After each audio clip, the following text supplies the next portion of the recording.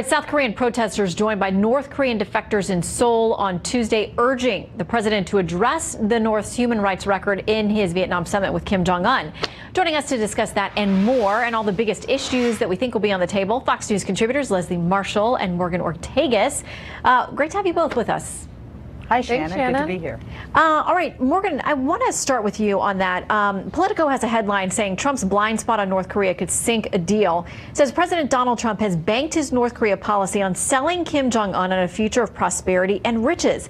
But legislation Trump signed bars companies from investing in the country because of its abysmal record on human rights, an issue the president has given scant attention in his talks with Pyongyang, leading folks to ask, is this the time and place for that?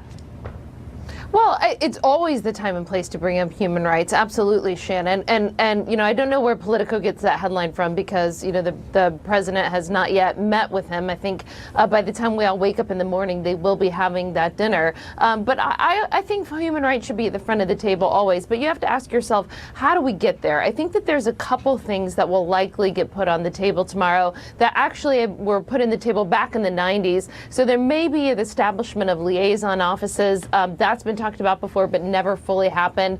They may also talk potentially about not necessarily loosening sanctions, but opening it up for the North and South to do economic deals together. And so I think that the point that the administration is trying to make is if you care about human rights, you're going to have to open up North Korea if they come to the table with a lot of caveats here. You're going to have to open North Korea up economically in order for their people to see what the rest of the world lives like. You know, and so that's sort of, I think, the argument that they would make from a human rights perspective. Okay, and as we look ahead to this, there's some who aren't even giving the president a chance to make some headway here. The AmericanThinker.com, there's a blog. The headline says, Dems and their media have decided Hanoi summit will be a disaster in advance. If you believe the many media reports leading up to the meeting in Hanoi, the United States has already lost and will get from the meeting either nothing or worse than nothing, offering unreciprocated concessions to the Norks, the North Koreans. That's because Trump is always wrong. No matter what happens here, Leslie, is he going to get some credit? He'll get credit if he gets something done. This is the art of the deal, man, and as he always touts. The problem is the first meeting, as we know, became a photo op and a boost for him in his approval ratings. And I fear, not because I'm a Democrat and anything Trump does is wrong, that will be the same this time around. And the reason is, like Dan Coates said to Congress, Kim Jong Un needs to have WMDs to ensure his power and his safety. It's a security blanket for him.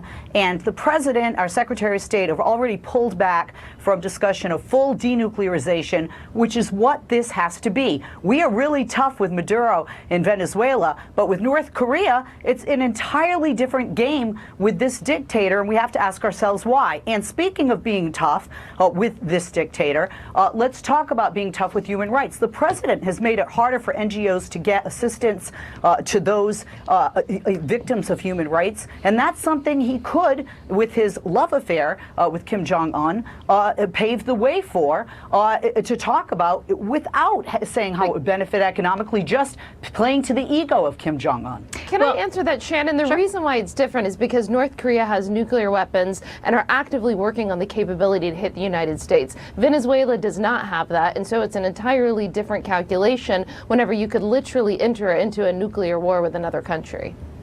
Okay, I want to bring something else up because there are those who say this week it should be all about what the president's doing there, the fact they're having the second summit and trying to get something accomplished. But it's also 3 days of Michael Cohen being on Capitol Hill.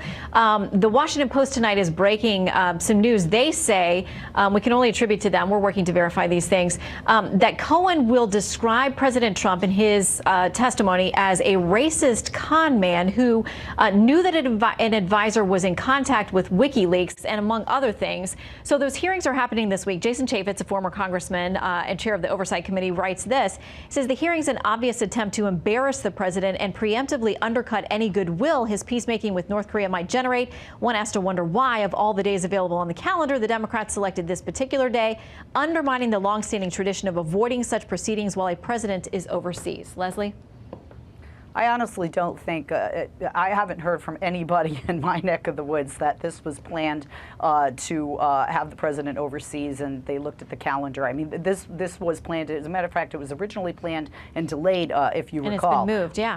Yeah, and in addition to that, look, we know that from all of the her emails investigations with Republicans, that sometimes parties do parade somebody out there to, slam the president or slam somebody in that party. We know that Cohen already lied to Congress, so he's not trusted even by many Democrats. But in addition, I don't think we're going to have any huge aha moments because of so many leaks and so much stuff he's already said and that's already out. And we also have to remember that the House Oversight Committee, although they can issue more subpoenas, this isn't going to change much. But I will say this guy has nothing to lose. He's headed to jail. Yeah, he is headed to jail for lying. Okay, Leslie and Morgan, stick around. We have a lot more to talk about. We got to take a quick break.